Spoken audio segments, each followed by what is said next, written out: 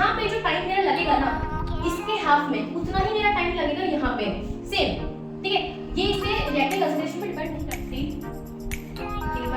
जैसे जैसे कंसंट्रेशन कम हो जाएगी टाइम भी हाफ हो जाएगा, T0/2 समथिंग, ठीक है। और सेकंड ये होता है 0 ऑर्डर में n = 0, n is first order में, और जब सेकंड ऑर्डर पर तो T कि हर फाइल होता है। लेकिन इसमें ऐसा क्यों होता है कि वो अपन पानी में डालते तो ब्लू रहता है, तो ट्रांजिशन क्यों करता है, मतलब वो पानी के साथ जाएगा तो उसका ज्योमेट्री में चेंज आएगा, मतलब हाइड्रोजन बॉन्डिंग होती है इसके अंदर। फिर उसके बाद मैंने कहा था कि सर वो ट्रांजिशन के अंदर करता है तो विजिबल रेंज में करेगा तो उसका ब्लू हो जाएगा, लेके ऐसे करके। तो बोले कि अच्छा ठीक है उसको प्रूव कर दो। बाद में यही प्रॉब्लम, जब भी इंटरव्यू होगा ना कुछ छोटी सी भी चीज़ होगी ना वो सुनते नहीं है, बोले कि आप बोर्ड पे लिखे प्रूव कर दो, या तो प्रूव कर दो या ग्राफ बना दो, बस उनका होता है। तो अपन कंटिन्यू करते हैं हमारी पार्क वाली सीरीज, जिसमें अपन बहुत सारे क्वेश्चन प्रैक्टिस कर रहे थे, राइट। और बीच में 4 to 5 डेज का जो गैप आया था उसके लिए रियली सॉरी, मेरे थोड़े अपॉइंटमेंट्स वगैरह थे, I was really busy in that, okay.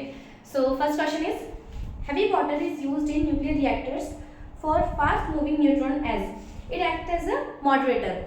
क्या होता है, जैसे यूरेनियम है, आपने सबने वो चेन रिएक्शन पढ़ी होगी नहीं न्यूक्लियर केमिस्ट्री के अंदर, कि यूरेनियम जब डिसइंटीग्रेट करता है तो वो 3 न्यूट्रॉन्स को निकालता है।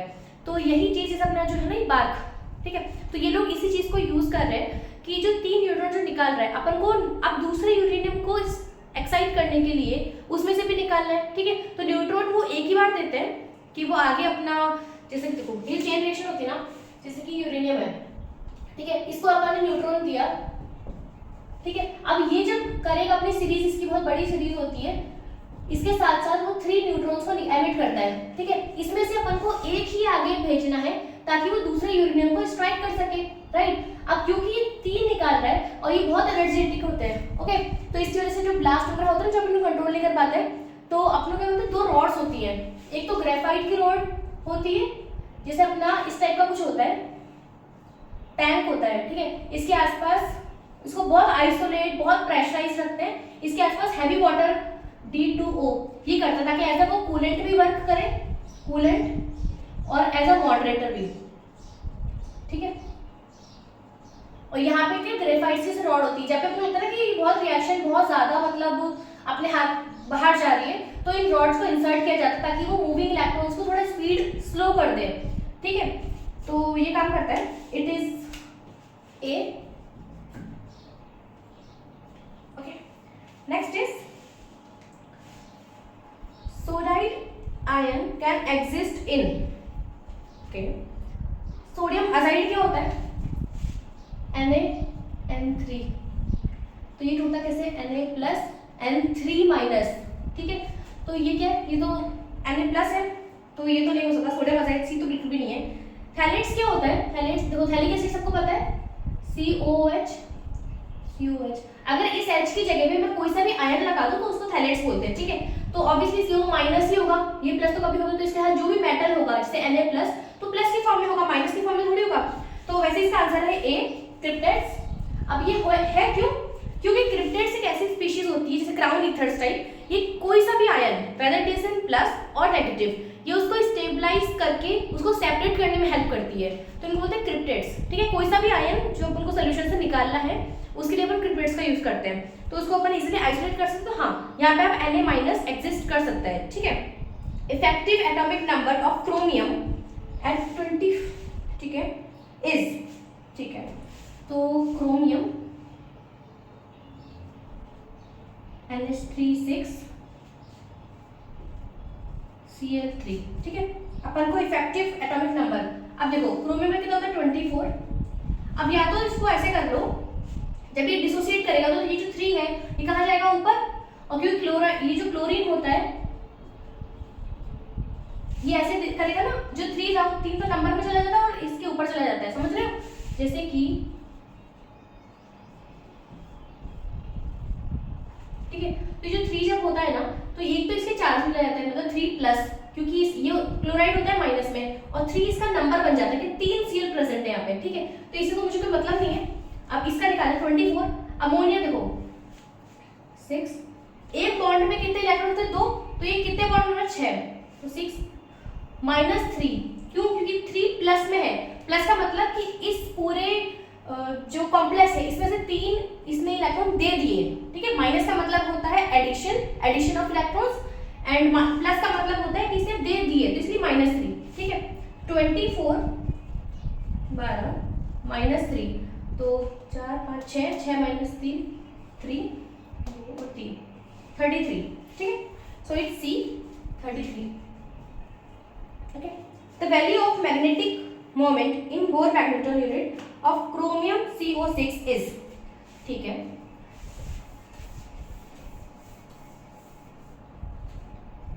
क्रोमियम CO6, अब क्योंकि देखो ये तो स्ट्रॉन्ग लिगेंड है, स्ट्रॉन्ग फील्ड लिगेंड, ठीक है।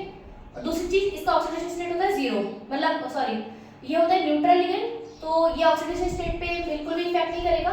तो क्रोमियम का क्या होता है एटॉमिक नंबर 24, तो S1 3D4S1, ठीक है। ये होता है ना, जब भी अपने यहाँ पे जो 1 है ये इसको बोलते हैं कंबाइंड डी सीरीज की जो टोटल क्या है 6 इलेक्ट्रॉन, तो मैं इसको ऐसे नहीं लिखूंगी, तो मैं इसको ऐसे लिखूंगी 3D6 जब भी मैं इसको बाइट कर रही हूँ कि ये स्प्लिटिंग के बाद कैसे शो करेगा, ठीक है।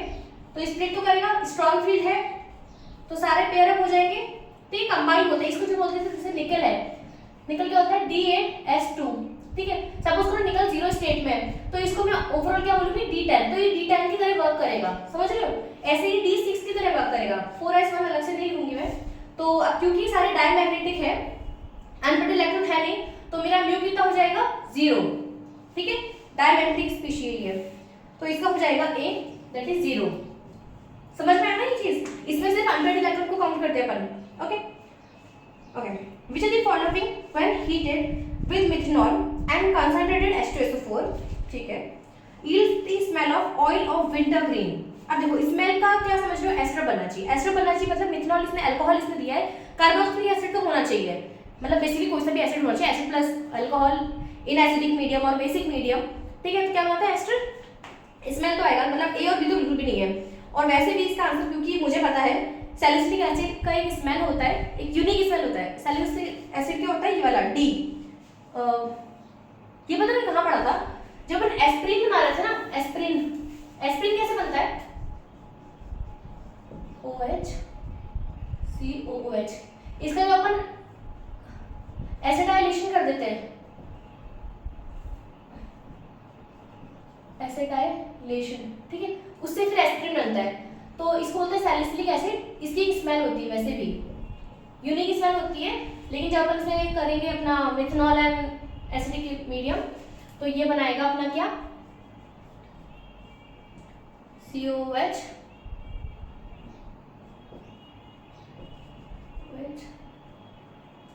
COOCH3, ठीक है।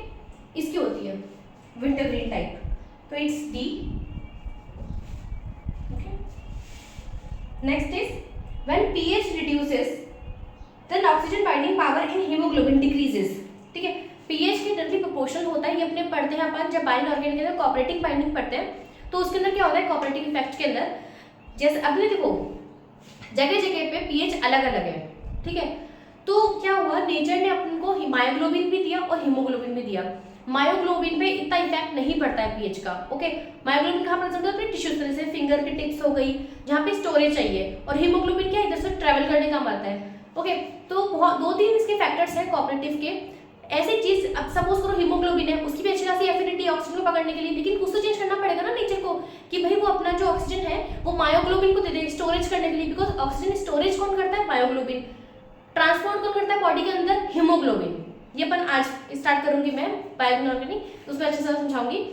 तो क्या करता है, हीमोग्लोबिन अपने लंग से लेकर ऑक्सीजन को टिश्यूज तक लेके जाता है। टिश्यू के अंदर क्योंकि पीएच अपना हाई होता है, सॉरी पीएच अपना लो होता है, क्योंकि वहां से कार्बन डाइऑक्साइड रिलीज होती है, ठीक है। तो वो वहां पे जाके ऑक्सीजन को देता है और कार्बन डाइऑक्साइड लेके वापस आ जाता है। ये काम होता है रेस्पिरेशन के अंदर अपनी बॉडी के अंदर हीमोग्लोबिन और मायोग्लोबिन का। तो जैसे पीएच कम होगा, हीमोग्लोबिन की टेंडेंसी कम होती जाएगी ऑक्सीजन को अपने पास रखने की, okay. So it's a decreases, कि पीएच कम होगा तो इसकी ऑक्सीजन बाइंडिंग कैपेसिटी भी कम होगी। Molybdenum is not found in B होगा ग्रीन एल्गी, ये बिल्कुल डायरेक्ट है, इसका कोई एक्सप्लेनेशन नहीं है मेरे पास, ओके।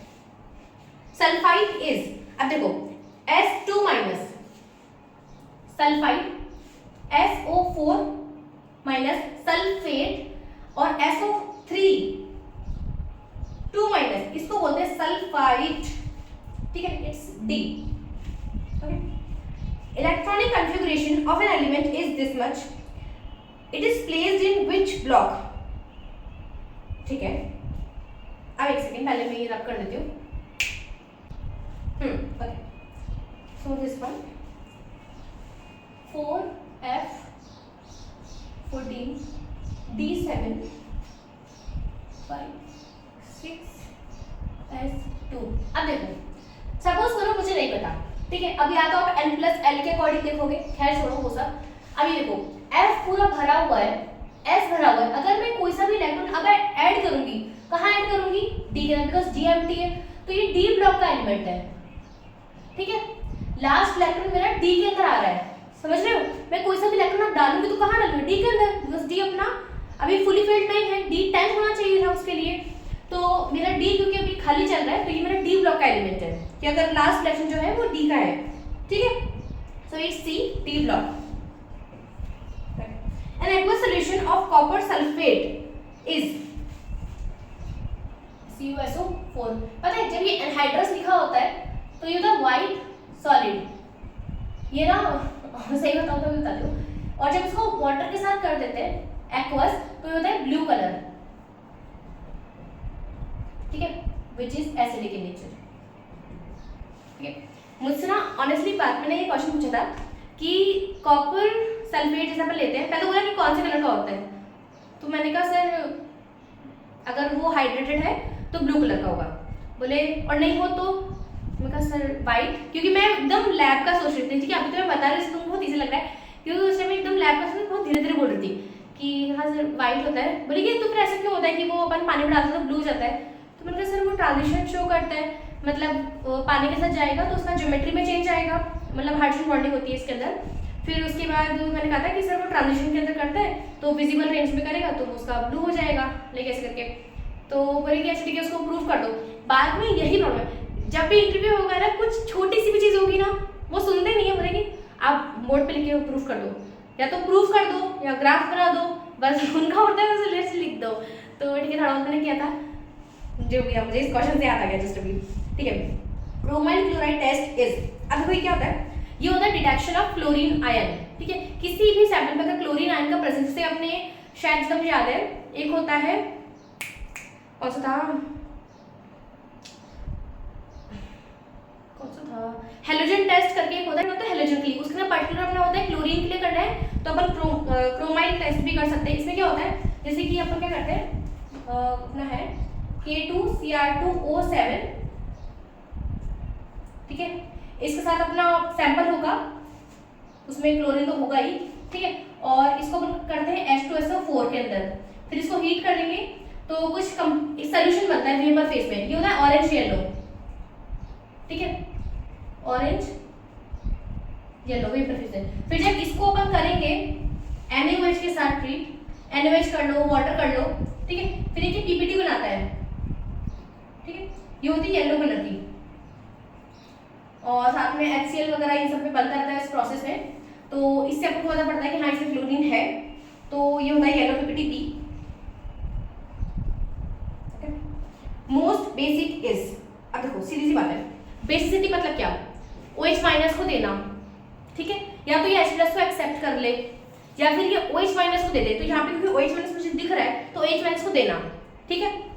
अब देखो OH माइनस को कौन कैसे देगा, जैसे LiOH है, इसका मतलब क्या है, अपन तो कोवलेंट ही मानेंगे ना भाई, एक मैं ले लेती हूँ RbOH, ठीक है।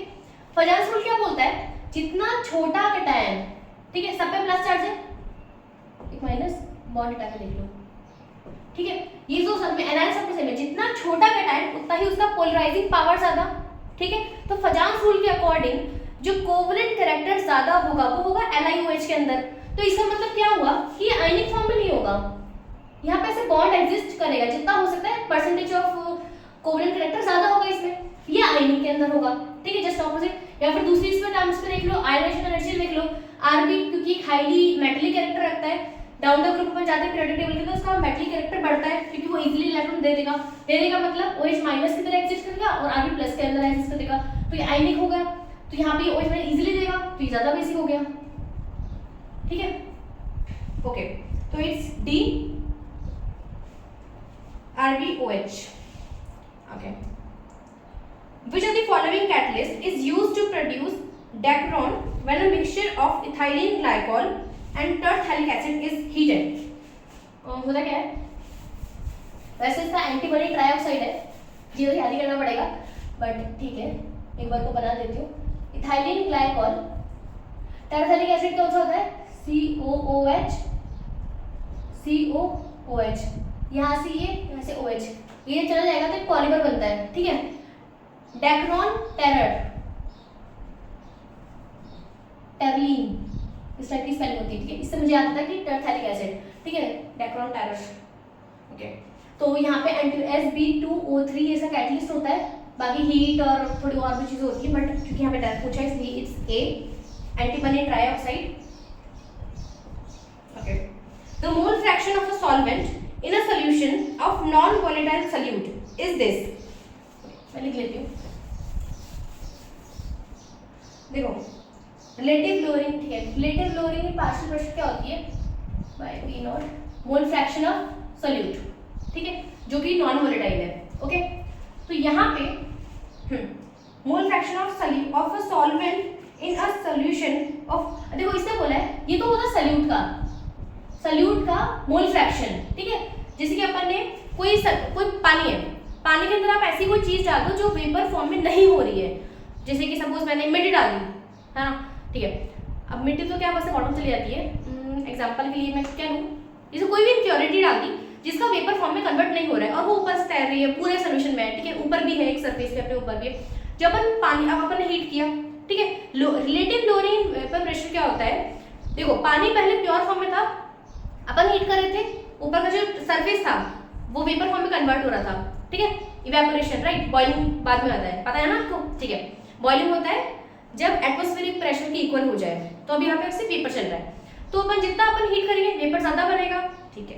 अब आपने ऐसी कोई चीज उसमें डाल दी है जिसका वेपर नहीं बन रहा है, अब सरफेस से वो कुछ एरिया भी कवर कर रही होगी, तो आप टेम्परेचर दे रहे हो लेकिन उतना वेपर नहीं बना पा रहा है पानी जितना पहले बना पा रहा था, ठीक है। अब उसको ज्यादा टेम्परेचर चाहिए कि भाई जितना वो पहले बना रहा था उतना वेपर मेरा बनाना है, तो उसको ज्यादा टेम्परेचर चाहिए, कुछ एरिया, कुछ सरफेस एरिया उस मिट्टी ने या फिर कुछ नॉन वोलेटाइल कंपाउंड ने कर लिया है। इसको बोलते हैं कि पहले से कम वेपर प्रेशर बना रहा है वो अब, ठीक है, एक पर्टिकुलर टेम्परेचर की अगर अपन बात करते हैं इसको होता है relative lowering in vapour pressure, क्योंकि रिलेटिव वाली बात कर रहे हैं ना, वैसे तो अपन कंपेयर कर नहीं सकते बिना उसके ओरिजिनल के, ठीक है। तो यहाँ पे क्या होता है, जितना ज्यादा आप उस नॉन वोलेटाइल कंपाउंड को डालोगे उतना ही ज्यादा वो relative lowering in vapour pressure करेगा, ठीक है। फ्रीजिंग पॉइंट में भी सेम कंसेप्ट होता है, बस नेगेटिव में वैल्यू जाती है और अपना बॉइलिंग पॉइंट अपना इंक्रीज करता है, ठीक है, ज्यादा टेम्परेचर देना पड़ेगा उसको बॉइल करने के लिए, ठीक बात है ना, क्योंकि बॉइलिंग पॉइंट क्या होता है, जब ना vapour pressure equals to atmospheric pressure, अब वेपर प्रेशर ही कम बन रहा है एक पर्टिकुलर टेम्परेचर पे, तो उसको ज्यादा टेम्परेचर देना पड़ेगा ताकि ज्यादा वेपर बने, ताकि वो इसका इक्वल कर, इसलिए बॉइलिंग पॉइंट भी इंक्रीज कर जाता है।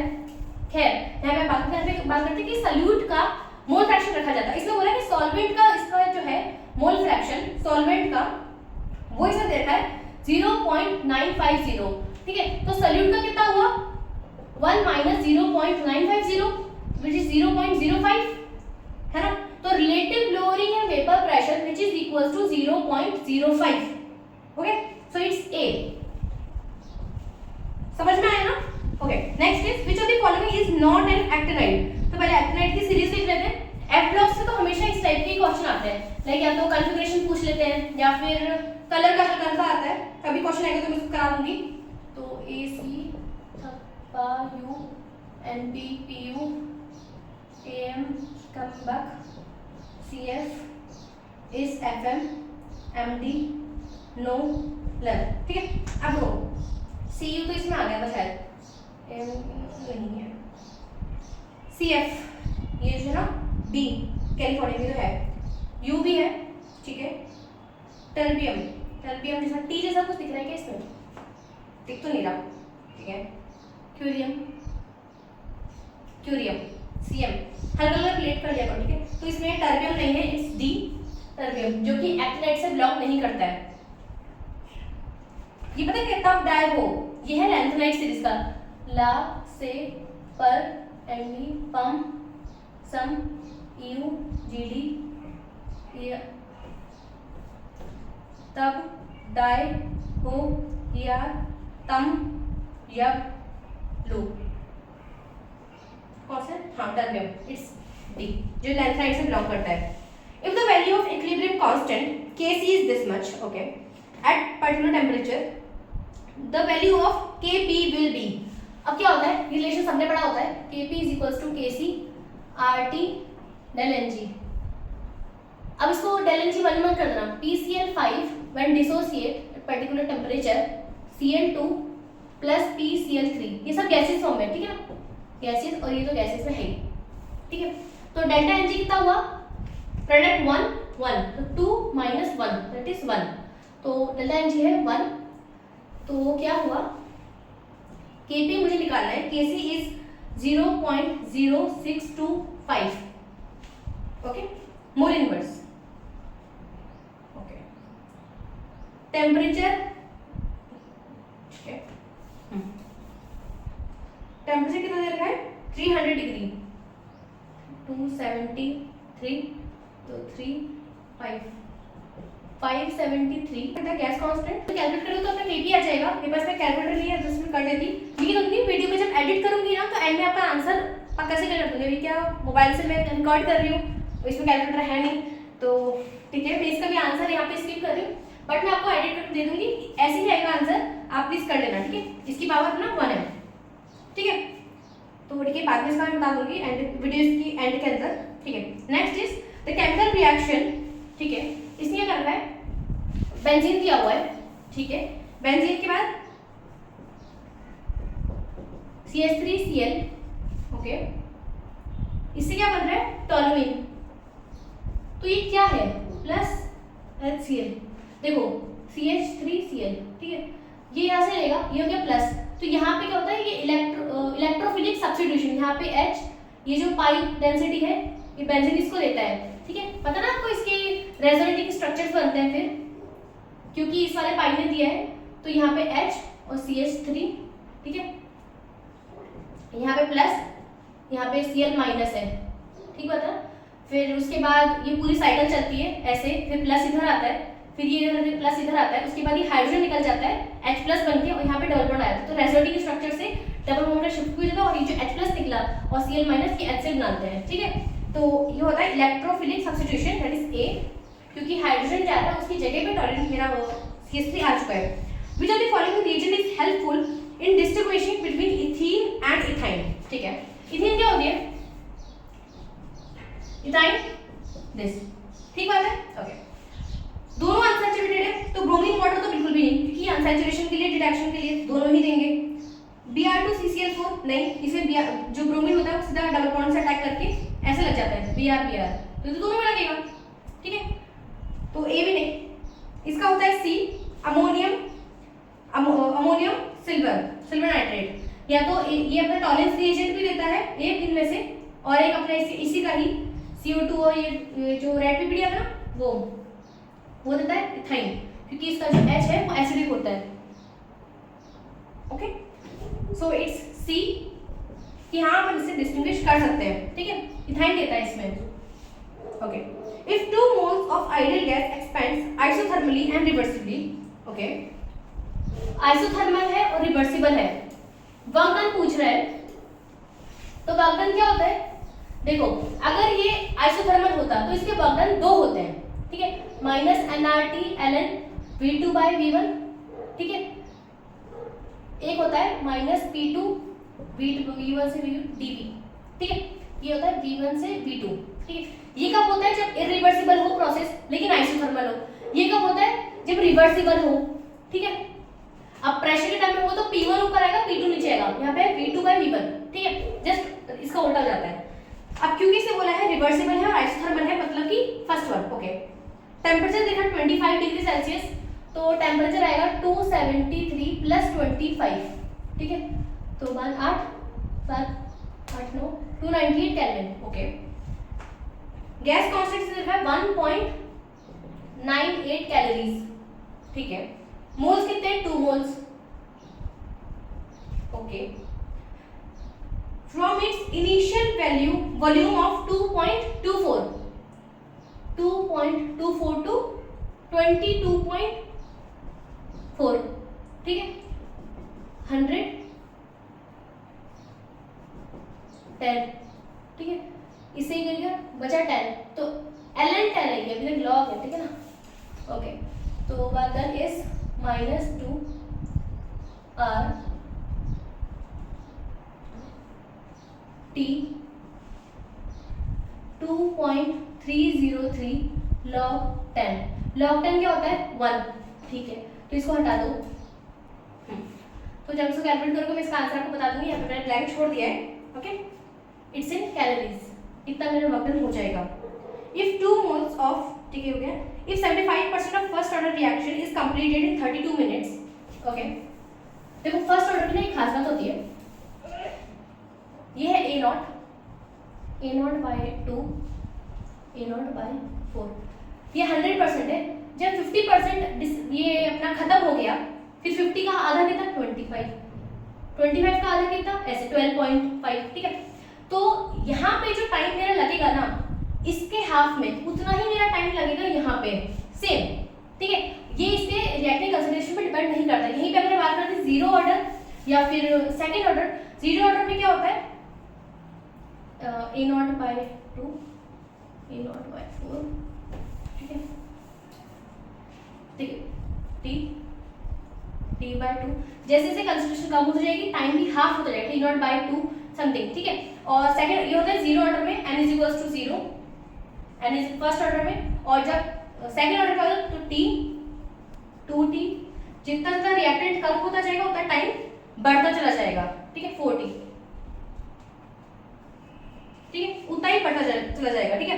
तो यहाँ पे बात करें फर्स्ट ऑर्डर की, इसने बोला हुआ है 75% of first reaction was complete 32, मतलब कि देखो 50 ये तो 50 प्लस 75, इसने बोला ये है 32 मिनट, इतना, ठीक बात है। इसने बोला 50% of the reaction will be completed in 32 का हाफ करो 16, तो 50% कितने में 16 मिनट्स में, ठीक है, समझ में आ रहा है। इट्स बी 16 मिनट्स, ठीक है। बाकी अगर आप फॉर्मूले से करना चाहो तो फॉर्मूला तो बिल्कुल अपने पास है ही, कि क्या आप क्या करोगे, जैसे कि फॉर्मूला क्या होता है, टाइम इज इक्वल्स टू 2.303 के log A naught by A, ठीक है। तो पहले आप यहाँ से अपने पास टाइम गिवन है 32 मिनट्स, K निकालोगे, फिर K क्या होता है T half, sorry 0.693 by T half, तो यहाँ से T हाफ निकालो, पहले K निकालोगे फिर T हाफ निकालोगे, ठीक है। स्टार्टिंग में कितना था 100%, 75 कंप्लीट हो गया तो बचा कितना 25, ठीक है, बचा हुआ ही तो होता है ये अमाउंट, मतलब कंसंट्रेशन, ठीक है। ऐसे कर सकते हैं, ऐसे कर सकते हैं, बट ये ज़्यादा इजी है। Okay, next is if zinc is ठीक है, E नॉट दे रखा है, calculate EMF of zinc electrode in Zn+2। Okay, उससे पहले मैं ये काम करती हूँ, रब कर देती हूँ। ओके, इफ जिंक, ये नर्स इक्वेशन क्या होती है, E नॉट माइनस 0.059, अगर रूम टेम्परेचर की बात कर रहे हैं, जबकि यूजुअली अपन उसकी कर रहे होते हैं, एंड लॉग, यहाँ पे लॉग है, ठीक है, concentration of product, concentration of reactant, ठीक है। तो E नॉट इसमें मुझे दे रखा है, ठीक है, n is equals to 2। Okay, अब कंसंट्रेशन की बात करते हैं। देखो, क्योंकि जिंक सॉलिड से Zn+2 इलेक्ट्रॉन, प्रोडक्ट में क्या है ये, तो प्रोडक्ट मेरा ऊपर आएगा, तो कंसंट्रेशन ऑफ Zn+2, और क्योंकि ये सॉलिड है तो इसका रिएक्टेंट की जगह पे लिख दूंगी 1। ओके, तो 1 ऐसे कर दो। कंसंट्रेशन कैसे क्या दे रखी है 0.025, ठीक। ओके, E नॉट कितना दे रखा है, अब क्योंकि इसने E नॉट मुझे इसी सेम रिएक्शन का दे रखा था, मतलब Zn से Zn+2, तो इसको मैं सीधा सीधा लूंगी 0.763। अगर इसने मुझे रिडक्शन पोटेंशियल दिया होता कि Zn+2 से जिंक, जो कि यूजुअली मुझे दिया होता है, ठीक है, तो यहाँ पे जो भी E नॉट होता मैं इसका रिवर्स करती, क्योंकि यहाँ पे रिएक्शन ऑपोजिट है, यहाँ पे ऐसे नहीं जा रही है, यहाँ पे ऐसे जा रही है, ये वाली है, तो इसलिए मेरा E नॉट भी रिवर्स हो जाता, बट इसने मुझे सीधा सीधा दे रखा है। तो जब आप कैलकुलेट करोगे तो आंसर तो मैं एंड में आपको दे दूंगी, यहाँ पे मैंने ब्लैंक छोड़ दिया है, ठीक है। बिकॉज ये लॉग की वैल्यू तो भी तो करना पड़ेगा। हालांकि कर सकते हो, जैसे कि अपन ने इसको 1000 लिया इधर, फिर 1 4, बट बहुत हैप्पी हो जाएगा। थोड़ा मैं इसको कैलकुलेट करके दे दूंगी, वैसे कैलकुलेटर आपके पास होता ही है ना, ठीक है। If the molecular diameter of hydrogen gas is 291, diameter दे रखा है, ठीक है। तो रेडियस कितनी हुई 291 डिवाइडेड बाय 2 पिकोमीटर ना, ठीक है। रेडियस दिया, पिकोमीटर का मतलब क्या है 10⁻⁻12 मीटर, ठीक है। The value of excluded volume पर मोल। अब देखो एक्सक्लूडेड वॉल्यूम क्या होती है, अपने गैसेस के अंदर पढ़ते हैं। एक्सक्लूडेड वॉल्यूम ये होती है 4 times of volume of one sphere, that is 4.3 pi r cube, ठीक है, इनटू Na, इतने एटम्स, ठीक है। ये होती है मेरी एक्सक्लूडेड वॉल्यूम, ठीक है। इसको मैं क्या बोलती हूँ, क्या होता है, जैसे एक स्फीयर है तो उसके चारों तरफ से जब इसे करती हूँ तो एक स्फीयर का वॉल्यूम कितना होता है मल्टीप्लाइड विद 4, क्योंकि 4 Na एंड वॉल्यूम एक्सक्लूडेड जैसे B, ठीक है, इतना होता है V0, ठीक है। V0 क्या है 4/3 पाई आर क्यूब 4 Na, ठीक है, ओके। पर मोल का मतलब ही क्या हुआ, क्योंकि Na का जो यूनिट होता है वो मोल इनवर्स पर मोल की यही बात करता है, ठीक है। और इसका यूनिट कितना 6.023 23 मोल इनवर्स। रेडियस मुझे गिवन है, बाकी सब पाई कितना होता है 3.14, ठीक है। तो फिलहाल इसको कैलकुलेट करना पड़ेगा, तो मैं ब्लैंक छोड़ देती हूँ। वैसे इसका आंसर आएगा 0.031, क्योंकि मैंने इसे कैलकुलेट करा हुआ है, बट ठीक है करा हुआ था मैंने, देखो इसमें आंसर नहीं लिखा हुआ है बट मैंने किया था। The IPC name of this is, ठीक है। क्लोराइड का तो क्लोराइड ही लिखा रहेगा, ठीक है। ऑक्सीडेशन स्टेट देख लो सबसे पहले, ताकि एक तो एटलीस्ट इसमें से हट जाए। COCl NO2 TN2 minus plus Cl minus, ठीक है, okay. X -1 -1 0 +1 X is equal to En oxidation state पे फर्क नहीं डालता है, ठीक है। तो -3 oxidation state of cobalt is 3, तो B तो बिल्कुल भी नहीं है, okay. Next is chlorine nitro. अब इसके अंदर आता है वो अपना अल्फाबेटिकल ऑर्डर, ठीक है। तो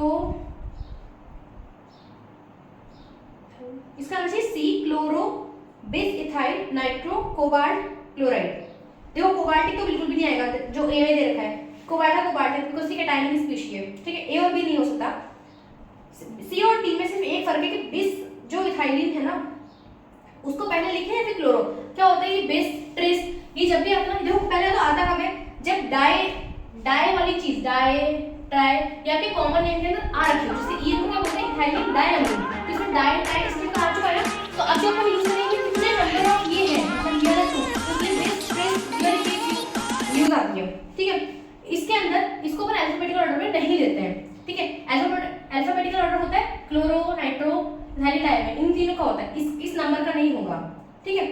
तो ये होता है C chloro bis ethylene diamine nitro cobalt 3 chloride, तो C हो जाना चाहिए इसका, okay. Next is aspirin is an acidization product of, okay, ortho hydroxy benzoic acid, that is A, सबको पता है। और एस्पिरिन अपने हेडेक वाली जो मेडिसिन होती हैं उसमें काम भी आता है। ये बताया था ना मैंने जिसमें अपने सैलिसिलिक एसिड था, विंटर ग्रीन करके जो स्मेल था तो उसमें था, ठीक है। तो यही अपना काम में आता है, उसका एसिडाइजेशन होता है। स्ट्रक्चर आपके सामने दिख रहा है, जो ऑक्सीजन है वहीं पे बस COCH3 बस वो वाली चीज़ जुड़ जाती है, ठीक है। तो thank you so much for watching, और आई होप कि आपको ये हेल्पफुल लग रहा होगा। थोड़े क्वेश्चन कम थे बट डिफरेंट थे, है ना, ओके।